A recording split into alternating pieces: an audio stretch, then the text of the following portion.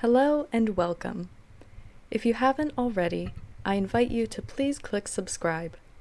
There's no obligation, and it allows you to be notified of all new chapters. Additional information about the story, including the author, chapter warnings, and rating, can be found in the description below. All credit goes to the original author.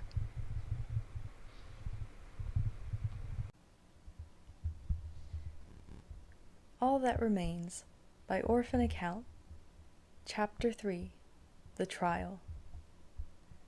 Third Age, 2611, 400 years ago.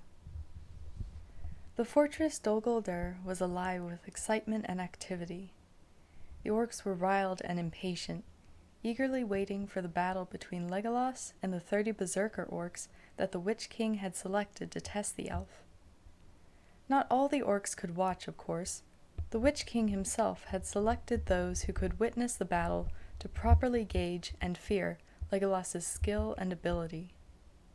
An undercurrent of tension and savage excitement seemed to ripple through the ranks of creatures, filling the air with a chaotic buzz of impending bloodlust.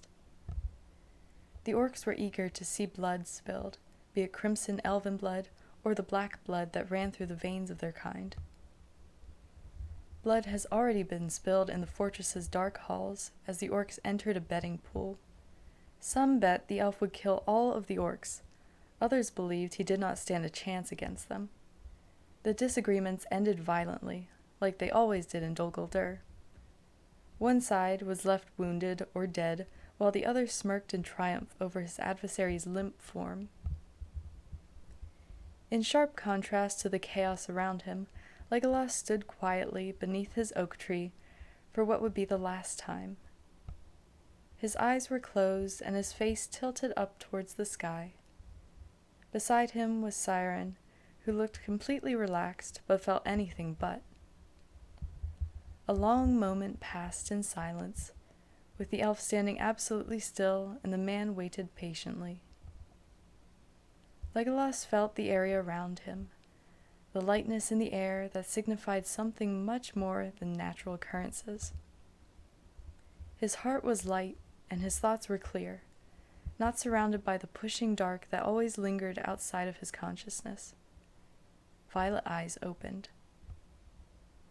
"The 9 are gone, including the Witch King," he reported, glancing at his mentor. Siren was quiet, none of his thoughts showing on his face.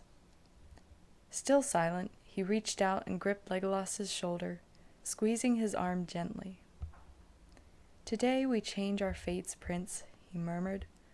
"Are you ready?" A heavy weight of tension settled in Legolas's gut. This was it. The upcoming events would decide whether they would walk free or be slaughtered. The elf could feel panic gripping him and clenched his fists, breathing out slowly. There was no room for emotion or fear in the next few hours. Fear and emotions made people hasty, and hastiness led to mistakes. He had to be centered and absolutely calm. Breathe in. Exhale. Breathe in. Exhale. With each breath, Legolas calmed himself, letting go of his nerves and fears and replacing them with instinct and logic. Resolute violet eyes locked with collected hazel, and the elf nodded. "I'm ready." Siren nodded once, and the two entered their apartment for the final time. The elder assassin glanced at his apprentice, a small, secretive smirk appearing on his lips. "I'll be back," he said, and walked swiftly out of the room. Legolas watched him go before turning towards his room. He could not help but run his hand along the smooth stone walls as he walked through the rooms that had been his home for the past 80 years. Although Dol Guldur was a terrible place, it was the only place he remembered. Yes, the outside world sounded much brighter and more lovable, but the dark stones and cold halls were where he grew up. Legolas felt a pang of worry mixed with fear that had nothing to do with the upcoming trial. Elves were supposed to be at home among the trees, yet he was content in stone, with only one shadowed oak tree to accompany him. For the 1000th time, Legolas wondered if there was something wrong with him. Was he used to stone because it was where he grew up, or was he an unnatural elf? Yes, he always felt calmer under his tree's boughs, but still. Legolas quickly cut off his train of thought. Enough of that. I must focus. Pushing his worries away, the elf walked into his room, pulling out a small, flat chest from beneath his bed. Gently he unlocked the chest and lifted the lid, revealing the contents inside. An elegant bow with green feathered arrows and 2 long, white-handled knives lay in the chest, seeming to glow softly in the shadows caused by Dol Guldur's air. All were of elven make, smuggled into the fortress by Siren many years in the past. They were Legolas's preferred weapons, though he normally would never dare to use them here. However, the time for hiding was quickly passing, and the elven blades and arrows, along with the other weapons hidden on his person, might give him the edge he needed in the coming battle. Not in the battle against 30 orcs, but afterwards, once the orcs realized that they were all under attack. It was impossible for the 2 assassins to kill all of the orcs that were gathered to watch the test before one could sound an alarm, but the 2 soon-to-be escapees had subtlety and distraction on their side. Said distraction was the reason Siren had slipped away. It was much easier to sneak about with the Witch King absent. So much easier it was almost amusing. Almost. A fatal poison put into the orcs' food would be enough to give Legolas and Siren the edge that they would need to escape. The spectators were all eating together, enjoying a final meal before the test. If all went well, the orcs watching and participating in the trial would collapse not long after it began, along with many of the orcs who resided in the fortress. The poison moved slowly through the bloodstream, taking 15 minutes to reach the heart. Once it passed into that vital organ, it would take immediate effect, causing the heart to constrict and making its beat falter. This would kill many of the orcs, heavily weakening others. Those who were a little more resistant would have to be taken care of, quickly. The image of calm and control, Legolas did not look back as he left the apartment, carrying only his weapons and the clothes on his back. He could not bring anything else like food, or the orcs would suspect something was amiss. Orcs were sometimes stupid and brutish, but not that unobservant. Besides, the elf did not have much for possessions. Siren met him just outside of the training grounds, but did not speak or even look at him. His face, like Legolas's, showed none of his thoughts. Any nervousness or tension he may have been feeling was trapped within him, only known to himself in the safety of his mind. The training area was a large arena of stone on the first floor, rectangular in shape. There was no roof, leaving the arena open to the elements and sky. Normally, targets, weapons, and shields were lined along the wall, but all had been taken away in favor of giving the orc spectators room to stand. It was odd that such a training round would be in the fortress, but the setup kept watchful eyes from knowing the number of orcs within Dol Guldur. The orc spectators were gathered in a jumbled mass lining the walls. To Legolas they were almost like a thundercloud, shifting and rolling with impatience as they waited for the bitter violence to begin. Legolas's opponents, all berserker orcs, stood in the center of the field, waiting impatiently for their adversary to arrive. Berserkers were specially trained to not feel or acknowledge pain, and were incredibly difficult to kill. Berserkers did whatever it took to complete their mission, with no regard for their bodies. If they died in the process of their mission, but completed it, then they were a success. This put the number of berserkers at a low in the armies of Sauron, of course, because they lacked survival instinct and tended to die quickly. Legolas was glad about that, for if every orc fought like a berserker, high death rate or no, then those who fought for a free Middle-earth would be overwhelmed by the berserker's relentless rage. The elf admitted to himself that he was a little nervous about battling the 30 berserkers. Unless the poison killed all of them, it would be up to Siren and him to slay them immediately, before they could shout an alarm. That was easier said than done. While most berserkers lacked finesse in battle, opting to use random swings and stabs to kill their opponents, these 30 berserkers had a bit more skill. The 30 selected berserkers were both tough and smart, masters in their choice of weapon. 10 were swordsmen, 7 were archers, 5 hefted axes, and 8 preferred whips and daggers. Their battle cries would be unheeded. Legolas was supposed to be fighting them after all, but a shout that the 2 assassins were escaping would be noticed. Legolas knew that he had to take out as many of the berserkers as possible during the few minutes he had in the trial, leaving only a few potential opponents left when the poison took hold. Hopefully, it would prove to only be a precautionary measure. Legolas trusted his and Siren's knowledge of poisons, and was confident that it would kill most, if not all, of the orcs, but berserkers tended to be unpredictable. Once, Legolas had watched a battle between 1 berserker and 6 orcs. 1 orc had managed to stab the berserker in the heart, but the creature kept fighting, killing all of his opponents before dying himself. As the elf approached the center of the training area, he reminded himself to attack the instantaneous death points Siren had drilled into him. His other advantage in this battle was not just his knowledge of killing strikes, but also the weakness no berserker seemed able to overcome.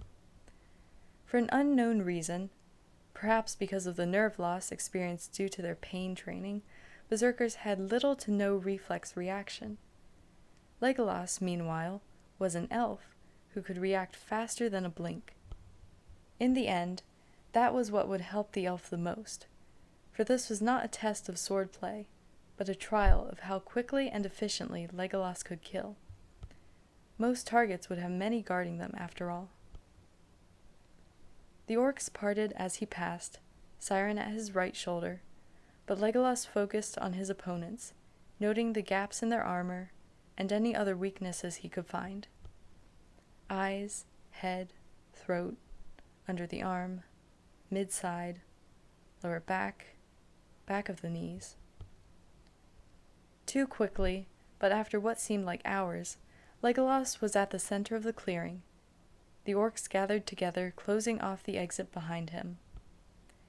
His posture was relaxed, as if he was waiting for a friendly game to start, rather than a battle to the death. The elf let his gaze pass over the berserkers before settling on Grits, who would be overseeing the match. He grinned mentally. Good. I won't have to hunt you down before I leave then. Today is the trial of assassin Legolas, the orc captain boomed, unaware of Legolas's murderous thoughts. Battle to the death, 30 against 1. Anything is acceptable, except idiotic maggots. Here he shot the warning orcs a glare, interfering.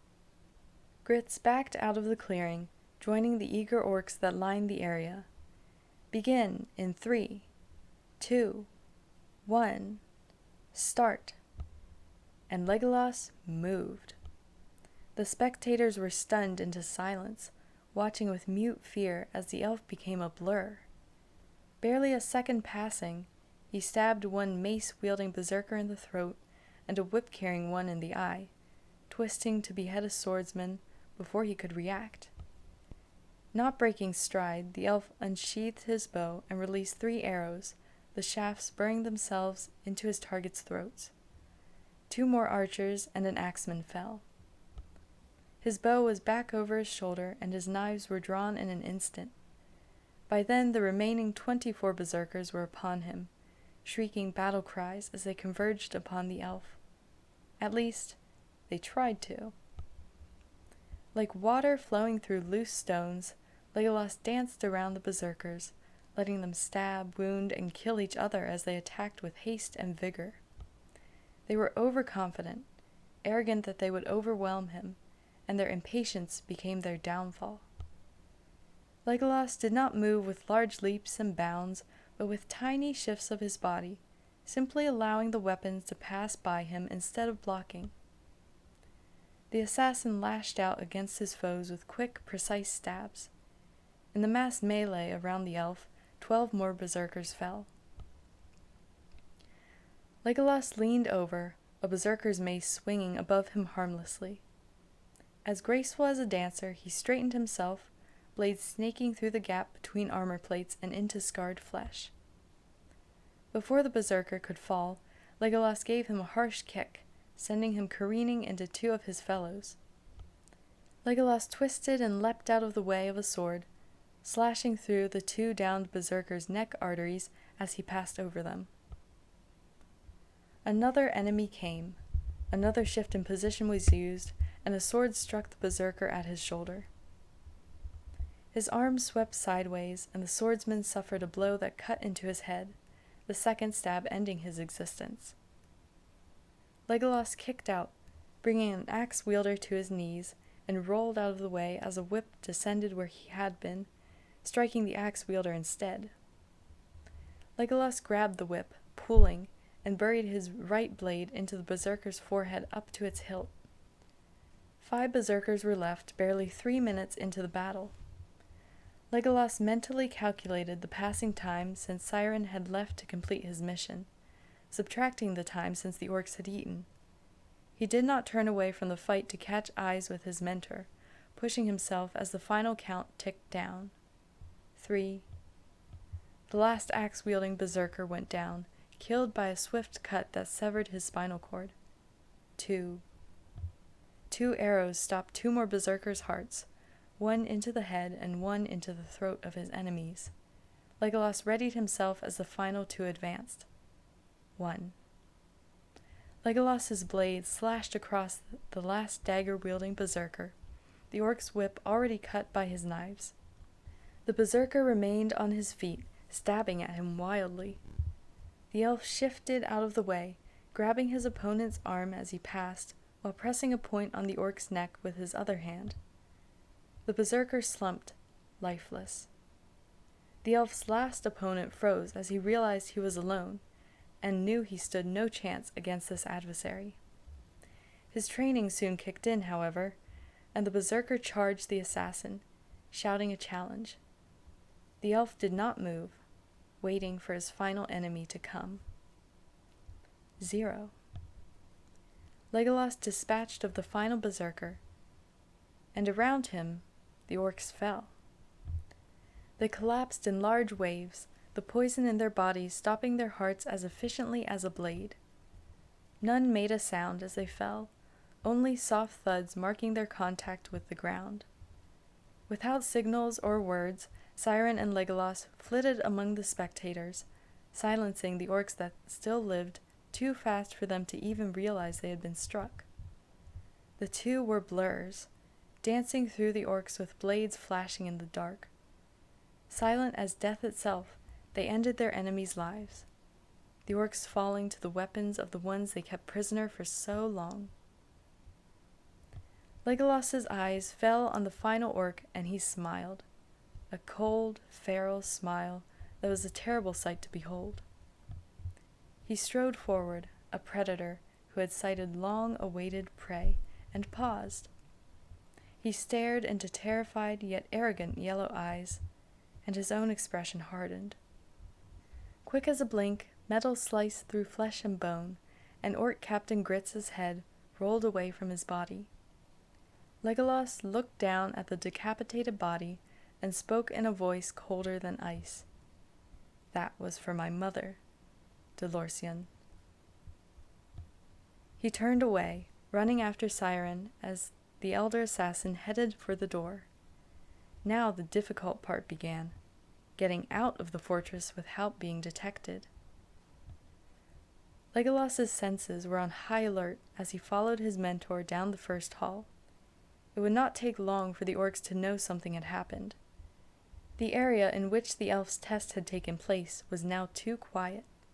An observant orc might notice the unnatural silence and come to investigate, which meant the two assassins had to be as far out of the fortress as possible before the alarm came. To get out of Dol Guldur, Legolas and Siren had 7 sets of guards to pass. The fortress was set up like a castle, but had a series of extra guards and gates inside the building, like those found in a large city. Metal bar gates were built into the maze-like halls, their purpose to delay and confuse enemies that managed to get into the fortress. A series of walls separated some of the halls, their purpose to trap intruders between the wall and the defenders of the Hill of Sorcery. From the training area, it was right to the 1st, 2nd, 3rd, and 4th gate, left to the 5th, right to the 6th and 7th, then left to the small door that led outside at the back corner of the fortress. That door was the only way out, other than the front gate, which was guarded by 50 orcs, both inside and out. All of the windows were either too high or barred, which made escaping that way impossible. Each gate had a set of 5 guards, not a problem as long as none had time to call for assistance. The 2 assassins had decided beforehand that Legolas would take out 3 of the guards, while Siren killed the other 2. The elf was faster than his mentor, and that extra speed could be enough to keep them alive and undetected for as long as possible. The 2 were silent as they moved. Stealth was their ally now. They kept the numerous shadows cast by the sparse torches soundless and unseen as the first gate came into sight.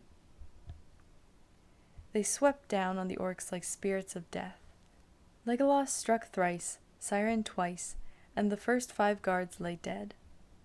The man grabbed the key from the leading orc's belt and unlocked the gate before shutting it behind them. Then, still silent, they moved on. The next 6 gates were dealt with just as quickly, the assassins striking before the orcs knew they were there. But as they approached the 7th, a shout went up from far behind them. "They're dead!" an orc screamed in the distance, an enemy finally stumbling upon the 2 assassins' handiwork. Instantly, the orcs at the gate were on guard, tense as they peered into the shadows suspiciously. The head guard of the gate turned to his fellow, barking out an order. "You! Go see what he's yelling about." The orc grunt nodded, opening the gate and stepping through. Siren cut him down, Legolas silencing 2 others with small throwing knives. He struck the leader in the throat, making him gasp for air, before slamming the orc's head into the stone wall. A scream ripped through the air, and Legolas spun towards the noise. Siren cursed softly as he dispatched of the screamer, beckoning to Legolas, "In here." The 2 dashed down the hall, sliding into an empty storeroom as orcs thundered down the hall. The elf and man listened to their alarmed cries and explanations as they discovered their dead allies. "There are enemies within the fortress," an orc shouted over the resulting chaos. "Warn the inner guard." Legolas resisted the urge to sigh, keeping absolutely still as he and his mentor waited for the orcs to pass. The captain that was present was most likely one of the stupider orcs, not realizing that enemies were trying to get out of Dol Guldur, not in. Siren and Legolas waited for the orcs to recede and moved on to the final gate. "This is too easy," Legolas thought as he observed the guards that were the only things between them and the outside world. They had faced little resistance as they escaped, the guards completely surprised by their attacks. Did they truly not suspect treason from within the fortress? If not from the assassins, from someone there? Not all of Sauron's followers were completely loyal, like the men. Was Sauron and the Witch King's hold over their pawns so unbreakable that none could rebel? Legolas knew that Mordor would collapse into nothingness if Sauron fell. Would all of the orcs die if the Dark Lord did? Or perhaps it was the Witch King's presence that had lulled the orcs of Dol Guldur into complacency. The Nazgûl king was a powerful sorcerer, and gave Dol Guldur much of its might with his mere presence. But now he and the other 9 were absent, and some of the darkness had lifted. Either way, there was a weakness here that could be fully exploited someday. Legolas pushed these thoughts to the back of his mind, once more focusing on the escape. Like an owl leaping down on prey, the assassins met their final foes. A slash, a thrust, and 3 stabs later, it was over. Elf and man stood side by side, their enemies fallen around them. Too easy, Legolas's mind warned. Far too easy. Stay wary. The elf stepped outside, taking a breath of fresh air and looking up at the sky. The air was cool and the sky cloudy, but he had never seen anything more wonderful in his life. In the distance, a mere 50 yards away, the forest stood tall. The shadowed trees rustled and whispered in excitement, sensing him even from afar. The elf resisted the urge to reach out and speak to the shadowed trees. He and Siren were not out of danger yet. They could still be seen from the windows and shot. Though it was still daytime, the grounds were as dark as twilight beneath the clouds. Legolas focused on the path ahead, his mentor watching their backs as they ran, shadows hiding within shadows. The younger assassin could feel elation grip him as freedom, true freedom, came ever closer. As soon as they reached the tree line, they were safe, able to vanish into the forest and evade any who pursued them. After that, Legolas was not quite sure where they were going. Personally, he wanted to travel through Middle-earth and see all the places Siren had told him about. Gondor, Rohan, the Shire, Rivendell, Lothlorien, all of it. There were so many places to explore, so many places he wanted to see. Unintentionally, Legolas let his mind wander. Siren's hand on his shoulder made him stiffen. "Focus, young one," the man said gravely. "Keep your head." Legolas caught his eye before turning back to the front, once more scanning the area for any signs of danger. Siren continued his watch of the back, eyes moving over the fortress intently as he searched for enemies. It was amazing how quickly things could go wrong. Siren spotted movement up the side of the fortress. An orc stood 3 stories up, grim and determined, as he drew his bowstring back. A black-tipped, poisoned arrow strained against his bow as he aimed down at the 2 assassins. Before the man could speak or move in warning, the deadly shaft was released, whizzing through the air towards... "No!" Siren shouted, twisting Legolas around and shielding the elf's body with his own. Legolas felt his mentor jerk as the arrow struck him, a gasp of pain ripping free of the man's lips. Siren slumped, weight falling heavily on the elf, who held the man firmly to keep him from slumping to the ground. "Siren!" The man grimaced in pain, speaking hoarsely but urgently. "Archer." Legolas spotted the orc. His bow was strung, aimed, and fired in a second. The orc jerked as the arrow struck him, plummeting from his perch and hitting the ground with a sickening thud. The threat gone, the elf's attention immediately turned back to his mentor, shifting him carefully to study his wound. An arrow protruded from the man's back, crimson blood contrasting sharply with the dark color of his tunic. Legolas's breathing quickened as he stared at the wound, bitter fear clenching around his heart. "Siren." The man looked at him with pain-filled hazel eyes, a shaky smile forming on his lips. "I'm all right, Prince," he rasped, though both knew he was lying. Despite his mind telling him the terrible truth, Legolas lifted his mentor into his arms, hurrying towards the fortress. If they got to the elves, he will not make it. They might be able to heal him. The wound is fatal. And Siren would be fine. You know it's useless. Legolas ignored fact and knowledge, emotion driving his body's movements as he ran to the trees. Siren's face was steadily paling, breath rasping as he struggled to draw in air. Legolas, don't speak. You need to go. I'm not leaving you.